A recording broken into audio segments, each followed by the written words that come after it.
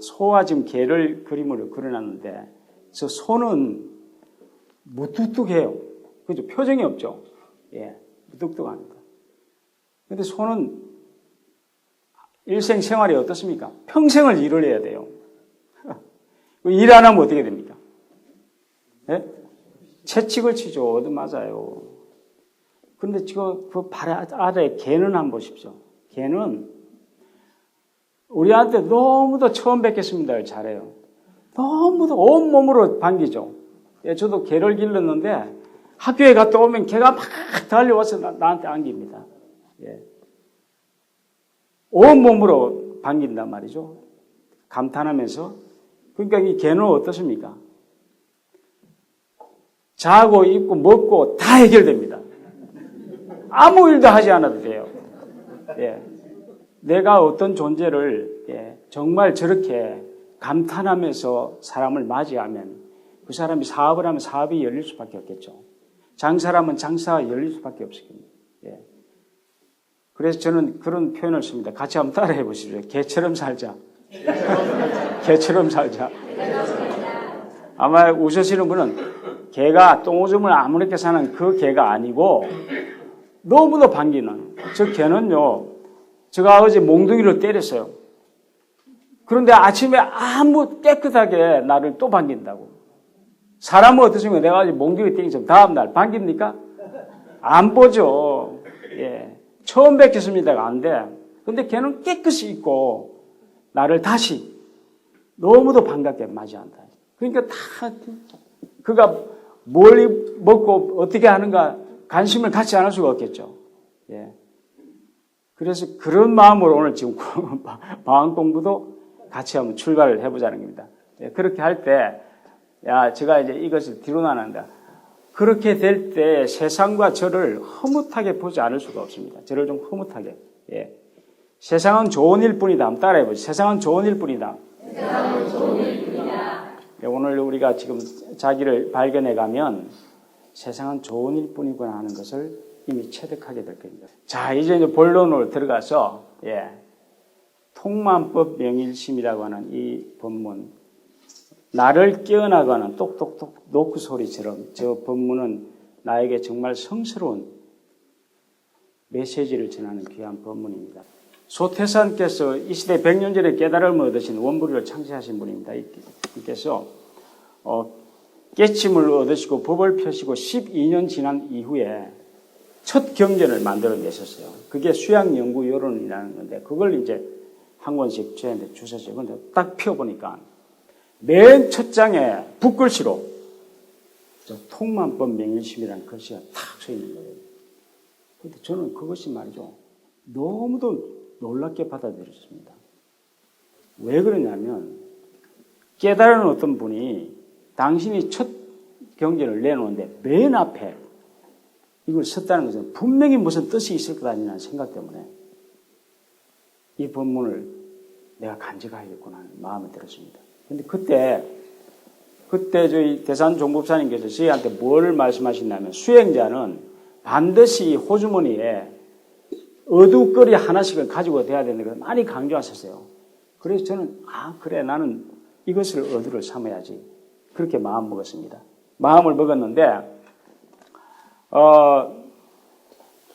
우리 어두요목 20개인데 그 7번에 이 대목이 또 나와요. 만법을 통하여 한마음 밝히는 이치가 있다 하시니 이것이 무슨 뜻인가 하는 말씀을 하셨는데 놀랍게도 말이죠. 성리품이라는 장인데 그 5장에 어떻게 말씀하시냐면 만법을 통하여 한마음 밝히는 이치를 알아서 행하면 가히 대원적 큰 깨달음을 얻으리라는 말씀을 하신 거예요. 그래서 저는 속으로 됐다. 이 법문 큰 깨달음을 얻는 길이라고 이렇게 구체적으로 밝히는 게 대단한 거구나. 지금 그걸 느끼고 속으로 이렇게 가져왔습니다. 그런데 그때 당시에 제가 이 법문을 들을 때 어떻게 저는 들었냐면 만법이라고 하니까 많은 경전을 배우고 경전을 듣고 그렇게 해서 네 마음을 밝혀가는 것이다. 그렇게 들었어요. 그러니까 저도 늦게 두거나 출가를 했으니까 경전 공부에 굉장히 매달렸습니다. 심지어 어떻게 했냐면, 그래도 녹음기가 있으니까, 반야심경, 이론상 정우, 우리 중요 경전들, 많은 분들이 강의하셨어요. 그 강의를 녹취를 해가지고 듣고, 정리를 한 대여섯 분 강의를 종합해서 노트를 만드니까, 제가 4학년 때 이것을 강의를 할 수 있었습니다. 청년회들 나가서. 그 강의를 하는데도 제가 마음이 행복해지지 않는 거예요. 행복해야 될 텐데. 예. 그래서 이제 졸업을 하고 서울 도남교당을 갔는데 마침 그 지도교무님이 저를 공부할 수 있는 여건을 마련해 주어서 이 불법으로 이 법을 폈다고 했으니까 불교를 좀 알고 싶어서 동국대학으로 갔습니다. 가서 첫해 정말 동국대에서 제일 강의 잘하는 어떤 교수님 밑에서 사정사정해서 허락을 받고 이제 논문을 적으러 하고 그분을 모셔서 공부를 했는데 6개월 뒤에 어떤 일이 저 인생의 그 방향을 바꾸는 일이 일어났어요. 어떤 분이 일본을 가야 되는데 못 가게 되고 이분이 갑자기 가게 된 거예요. 그 저는 뭡니까 이게 완전히 닭 쫓던 개가 되버린 거죠. 그래서 같이 공부한 스님한테 야 이거 나 큰일 났다 이거 어떻게 하면 좋겠냐 했더니 이분이 저를 보고 좀 걱정되는 거 쳐다보면서 지금 이 학부에 전임 강사 그때는 전임 강사가 대학원 강의를 안 했습니다. 대단한 분이 오신 것 같아. 그 강의를 한번 들어보면 어떻겠나 그랬어요. 그분이 고익진 교수라고 한국 불교의 최고의 석학입니다. 지금 열반하셨지만 그분이 강의를 하셨어요. 그 찾아가가지고 대학원생인데 그 1, 2학년들하고 함께 1년간 초기 불교에서의 대성 강의를 들었어요. 그 강의를 들으면서 저는 놀라운 두 가지를 얻었습니다. 예, 그래서 제가 듣고 그분이 지도를 보고 논문을 쓰고 나서 박사과정을 가져가는데 저는 너무 가슴이 벅차서 더 이상 공부 안 해도 저는 되겠습니다. 저는 또 교화를 나가야 되니까 그렇게 사양을 하고 나오는데 거기에서 얻은 게 뭐냐면 인과에 대한 확실한 이해였습니다. 지금 말이죠. 제가 이 마지막 시간에 이 문제를 여러분들한테 안내해 드릴 겁니다. 지금 우리 한국 불교가 인과가 뒤죽박죽이 되어 있습니다. 근데 그걸 정확히 불설의 인과를 이분이 정리해 주시는데 그걸 가지고 제가 논문을 썼거든요. 우리로 이야기하는 일체 경계가 천만 경계가 법이에요. 그러니까 내 앞에 나타난 이 현실을 통해서 나를 밝히라고 하는 메시지예요. 그러니까 현실을 나의 거울로 보라는 겁니다. 거울로 보면 어떤 일이 나느냐. 나 앞에 나타난 모든 존재, 만나는 인연들, 모습들이 100% 내가 책임져야 되는 것입니다. 그런데 이 문제를 어디서 누가 이야기를 하지 않았습니다. 저 혼자 그 어떤 맨 처음 만난 메시지를 통해 찾아가는 과정이었어요. 그리고 현실이 산 경전이니 그대들은 많고 번거한 경전을 읽기 전에 이 중요한 이야기입니다. 이 수행품에 읽기 전에 현실로 나타나 있는 큰 경전을 읽으라는 이야기를 하셨어요. 마지막 이 드라마가 일어났습니다. 인도품 35장 늘 보는데 찾지 못했다가 이 말씀에 대한 구체적인 말씀을 이미 소태적에 하셨다는 겁니다. 그 내용이 이겁니다. 신문을 보며 제자들이 신문 보고 그 신문에 나온 걸 시비 분분하는 걸 이야기를 듣고 나의 앞길에 거울로 삼는 것이 공부인이 떳떳한 현실이고 참된 이익을 얻는 일이라고 했습니다. 그러면서 이것이 만법을 통하여 한마음 깨치는 일을 행하는 일이라고 하셨어요. 이야, 제가 쾌재를 불렀습니다. 정확히 그동안의 해석을 불식하고 제가 찾던 이 해석이 그대로 경전에서 이미 말씀을 해 주시고 있습니다. 그러면서 그대들이 이 정신으로 신문을 읽으면 그 신문이 산경전이 될 것이고 회복의 자료가 될 것이라고 했습니다. 여러분 이때 박수 한번 쳐주세요. 이게 너무 중요합니다. 제가 지금 눈물이 납니다. 이 경전을 발견하고 이게 정확히 나왔구나. 그래서 제가 이 경전에 바탕한 일기를 오늘 만들었습니다. 제가 만들어서 오늘 여러분들한테 처음으로 소개를 한 겁니다. 사실은 제가 사이버 대학이든지 또는 많이 이것을 지금 저희 카페에도 수천 편의 이 일기를 통해서 자기 삶을 열어가고 있습니다.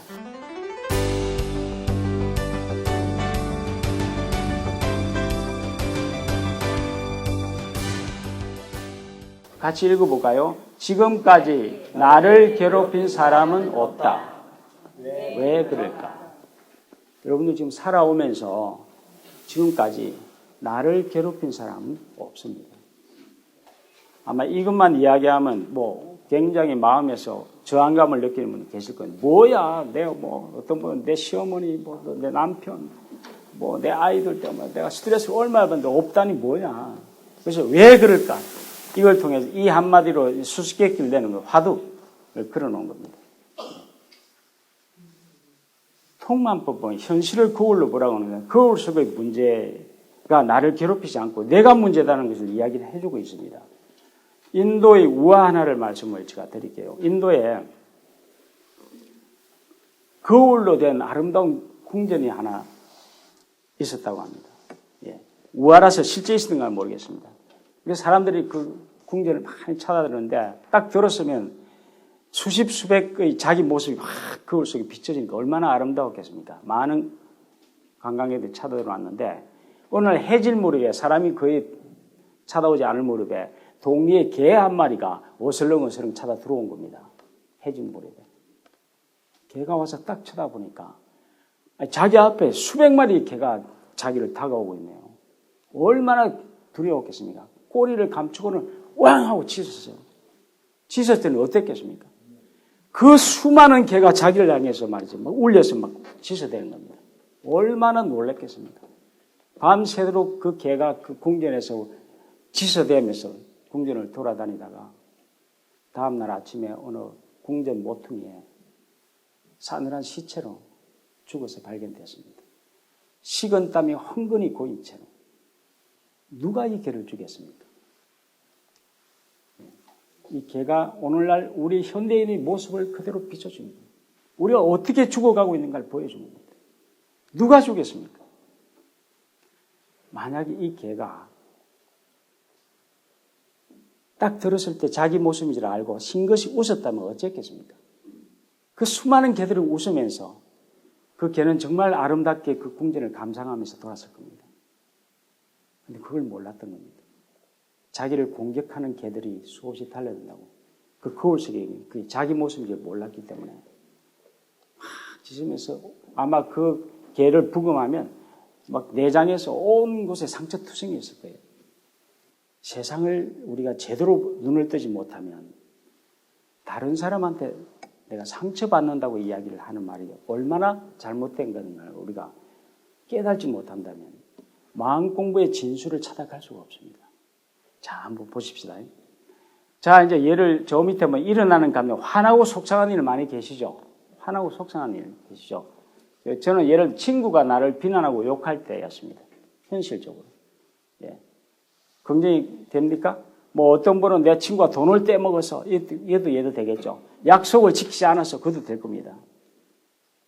그런데 저 화나고 속상한 저 중요한 저 단어를 유심히 보십시오. 오늘날 수많은 사람들이 수천의 사람들이 저 두 가지의 저 이야기에 두 가지 착각을 하고 있습니다.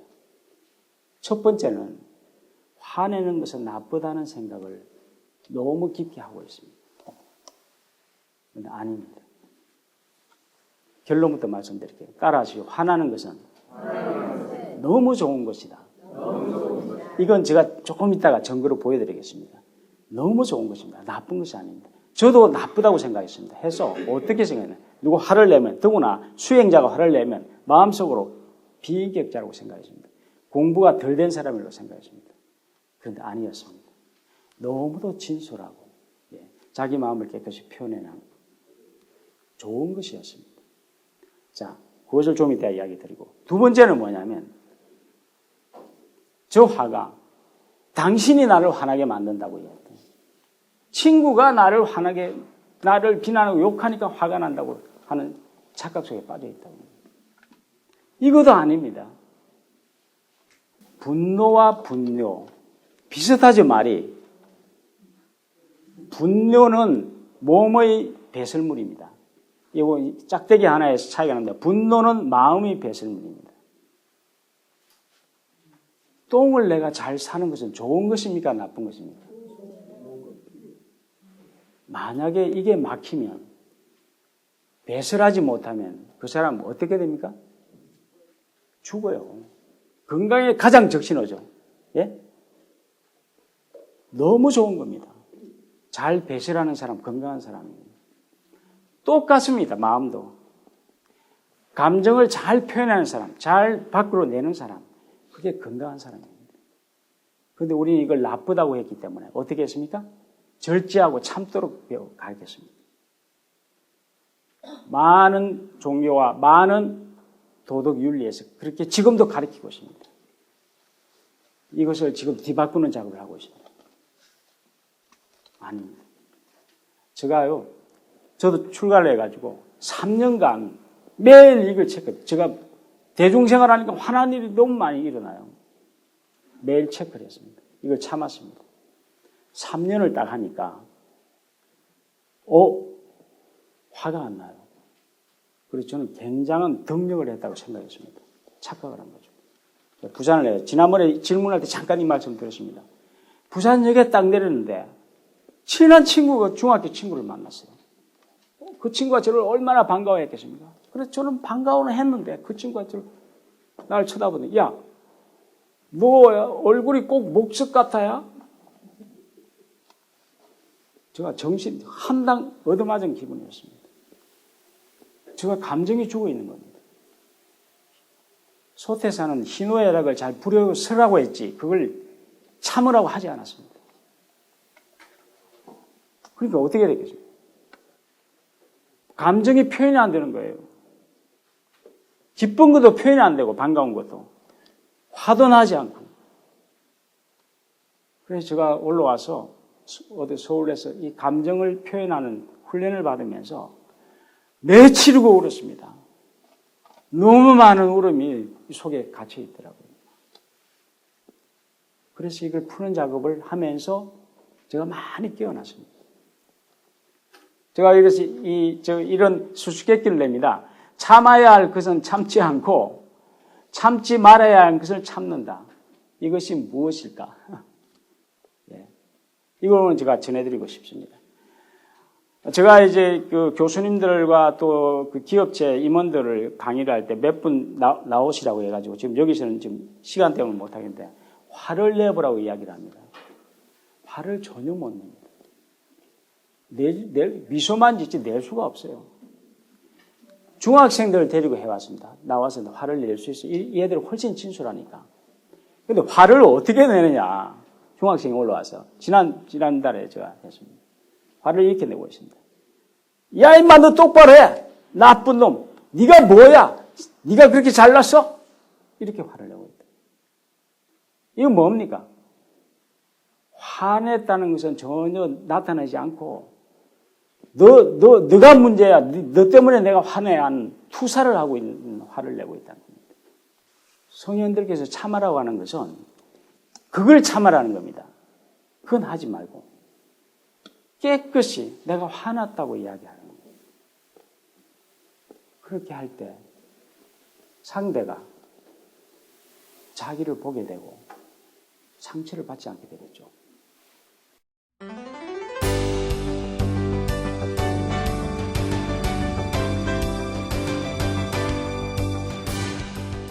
왜 화나니? 너 때문에야 하지 않고 있지 않습니까? 내가 알라고 싶어. 내 문제야 화나는 것이. 그럴 때 말입니다. 내가 아프다고 이야기할 때 사람들은 아무도 그를 돌을 던지지 않습니다. 이런 화를 낼 때 그가 정화가 일어난다는 겁니다.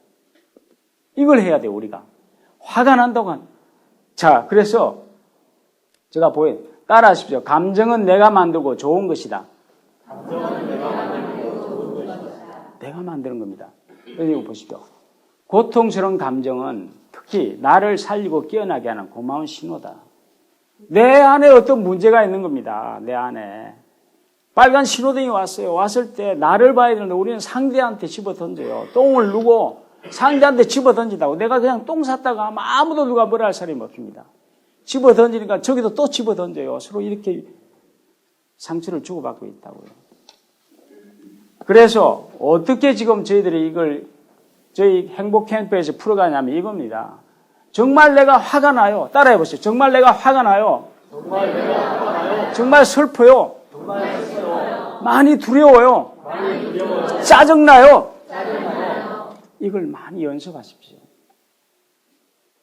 근데 반드시 단서에 이건 내 문제예요. 이 단서를 붙여주십시오. 그렇게 단서를 붙이지 않아도 아까 앵그리 버드 박성호는 그냥 화가 난다고 하면 이야기해도 사람들이 아무 상처를 막 웃지 않습니까? 상처를 주지 않고 자기 있는 것을 그대로 내놓는다. 내놓으면 정리가 되죠. 그리고 자기를 보게 돼요. 무엇을 참아야 하는 걸 아셔야 돼요. 얼마나 우리는 많이 집어던지고 있냐. 너 때문에 내가 상처받았어. 너 그따위로 나한테 그렇게 할 수 있어? 입 닥쳐. 이렇게 화를 내고 있다. 이건 아니에요. 적어도 우리가 마음 공부를 열어가는 분들은 이 문제에 대한 정말 더 큰 새로운 출발이 있어야 됩니다. 너무 중요한 부분입니다. 자, 그래서 이제 일기를 같이 한번 넘어가겠습니다. 여기입니다. 자, 화가 나고 속이 상했습니다. 그런데 어느 때 상황이 어떠냐? 친구가 나를 비난하고 욕할 때입니다. 이것 때문에 화가 났다고 수천 사람들이 이야기하고 있습니다. 아닙니다. 자, 그 옆에 한번 보세요. 내가 화가 나고 속상할 때 내가 생각의 창으로 딱 넘어갑니다. 친구가 나를 비난하고 욕하면 안 돼. 이것 때문에 화가 나는 겁니다. 내 돈을 떼먹은 사람한테 내 돈 떼먹어도 돼. 왜? 나는 당신이 나한테 내가 지금 1,000만 원을 당신 내 돈 가져갔는데 나는 당신한테 1억 이상 도움을 받았어. 막 그랬다면 어떻겠죠? 가져가도 돼. 내가 편안한 겁니다. 약속 안 지켜도 돼. 그가 그 이유가 있겠죠. 안 지킬 만한. 자, 왜 안 돼야 할까 하면 그 밑에 판단은 친구는 냉정한 사람이다. 어떤 사람 친구는 이기적이야. 고집쟁이야. 이런 판단을 하는 겁니다. 그런데 돼야 하는 사람은 정말 얼마나 나를 깊게 생각했으면 나를 충고할까. 나한테 나를 이렇게 꾸짖을까. 그렇게 판단한다면 친구가 나를 비난하고 욕할 때 눈물이 날 수도 있겠죠. 그런 경험 혹시 해보셨습니까? 부모님이 나를 막 종아리를 채찍질할 때 사랑으로 한다는 걸 아는 사람은 그것이 아프질 않지 않습니까?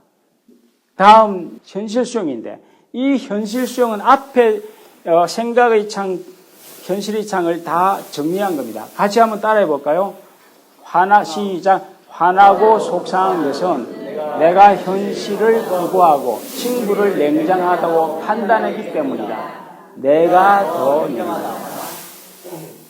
내가 화나고 속상한 친구가 현실을 거부. 그러면 안 돼 하는 것 때문에 그렇고 두 번째는 친구가 냉정하고 판단을 해. 왜 그런가? 내가 더 냉정하다. 근데 저희 이 마음 일기에서는 여기가 마지막 걸림돌이에요. 많은 사람이 여기 와서 그냥 도망을 갑니다. 막 화를 내고 받아들이려고 하지 않습니다. 근데 이것을 겸허히 여러 사람, 다른 사람을 통해서도 비교하면서 조금씩 받아들이기 시작할 때 내가 깨어나게 내 속에 현실의 거울 속에 막 검정이 묻어서 얼굴에 근데 우리는 거울을 닦으려고 한다고. 그 거울을 집어 던져 보기 싫다고. 해결됩니까? 안 된다고. 두 번째 한번 따라해요. 내가 느끼고 깨어날 때까지 친구는 냉정해야 합니다. 거울이 그대로 비춰줘야 돼요. 친구는 거울이니까. 냉정해. 왜? 그래야 내가 그걸 보고 깨어나죠. 이게 자비입니다. 무자비의 자비가 나한테 비춰지고 있고. 자, 마지막에 세 번째 같이 한번 따라해 볼까요? 친구와 나는 냉정한 것을 선택하고 경험해야 한다. 경험해봐야 돼. 내가 그렇게 만들었다. 냉정한 것을 내가 경험한 사람은 제대로 내가 냉정한 사람이야. 인정한 사람은 절대 더 이상 냉정을 범하지 않게 됩니다. 냉정하지 않으려고 노력한 사람은 속에서 그게 남아있고 삶이 그렇게 열어갑니다. 여기서 마지막에 현실은 언제나 옳다 했습니다. 저 현실은 뭐냐면 친구가 나를 비난하고 욕하는 그 현실이 옳다는 겁니다. 이게 정의예요. 이것은 깨어나 눈을 뜬 사람만이 볼 수가 있는 겁니다. 내 거울이기 때문에. 친구가 내 돈을 떼먹은 그 현실이, 폭풍이 치고 비가 오는 그 현실이 정의고 그것이 옳다고 하는 사실을 보신 분은 고개를 한번 끄덕여 보십시오. 예, 감사합니다. 몇 분만 보셔도 돼요, 지금 일단. 내가 그렇게 만들었다. 따라해 보시죠. 내가 그렇게 만들었다. 내가 만든 겁니다. 내가 냉정함을 가지고 있으면 끊임없이 내 친구가 나를 비난하도록 무언가를 보냅니다. 그에게 그의 말을 무시하고 그를 함부로 하고 그렇게 해서 그것을 내가 100% 책임져야 돼요. 그렇게 해서 나를 봐야 됩니다. 사람들은 자기를 보지 않고 친구를 비난합니다. 끊임없이 해결점이 오지 않죠. 그 친구가 없으면 딴 친구가 또 그래. 왜? 원인은 나한테 있습니다. 통만법 명령식입니다. 그렇습니다. 자, 이제 이것을 우리가 알게 되면 창조의 창은 이제 이 문제를 앞으로 4번 더 계속할 겁니다.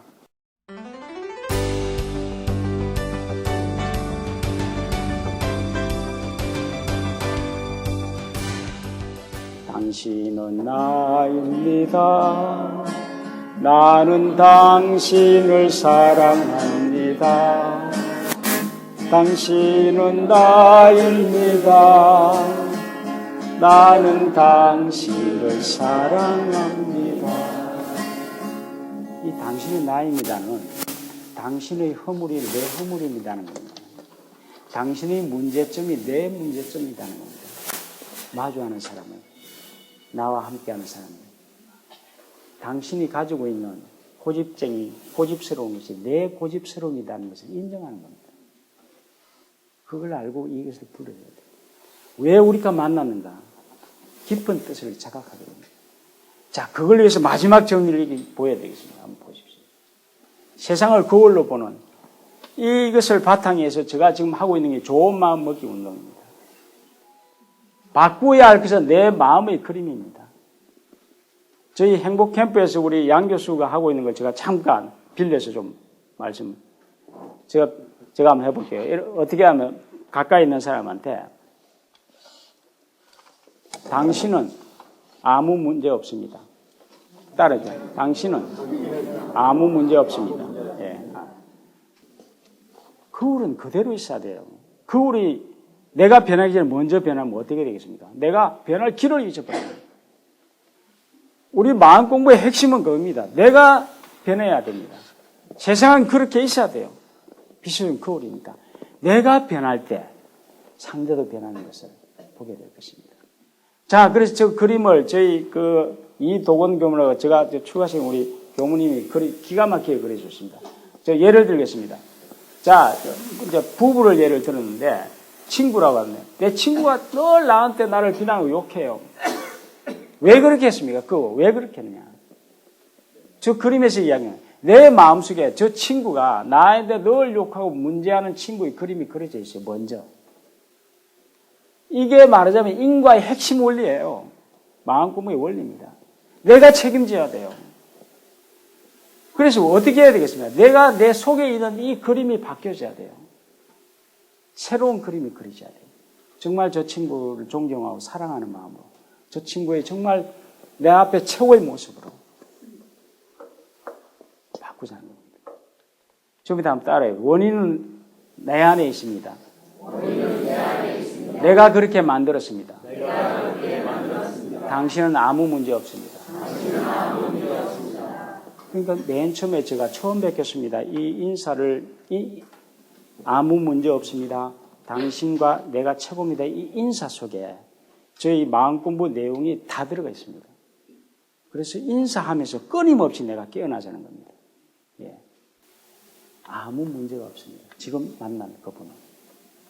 예. 어떻게 더 맑게 이런 꽃이 필지 모르는 그 가능성을 우리는 가그라고 하는 족쇄로 그를 규정하고 고정시키고 있다.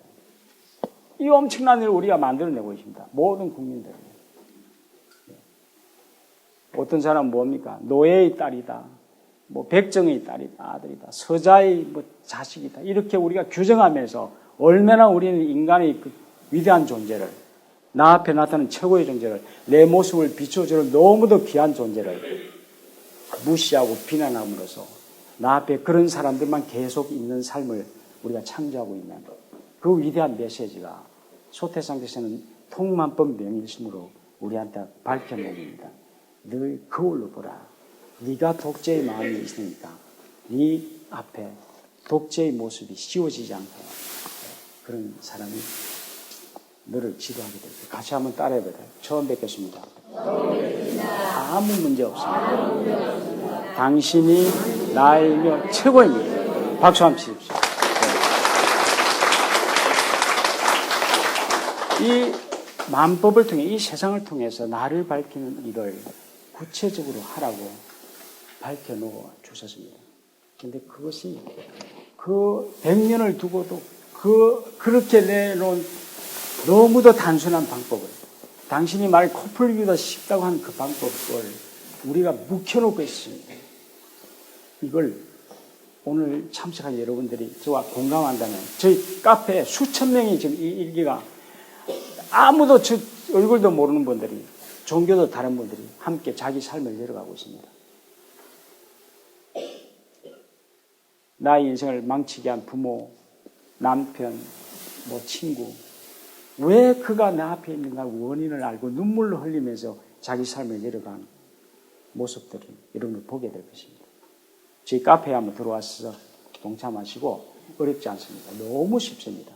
예. 왜? 우리는 너무 오랫동안 당신이 나를 괴롭힌다고 생각하고, 저희 어릴 때 그랬는데 부모님이 저희한테 야 이놈아 너 때문에 내가 속상해 죽겠어 그랬습니다. 그 부모님 모르셨던 겁니다. 저도 착각했습니다. 아, 부모님이 나를 그렇게 만드시구나, 나를 속상하게 하고 나도 부모님을 속상하게 하는구나 생각했습니다. 그게 우리 사회에 모두 그렇게 살고 있습니다. 근데 그게 아닙니다. 아무도 나를 괴롭힌 사람 없습니다. 네, 그래서 오늘 강의 마치겠습니다.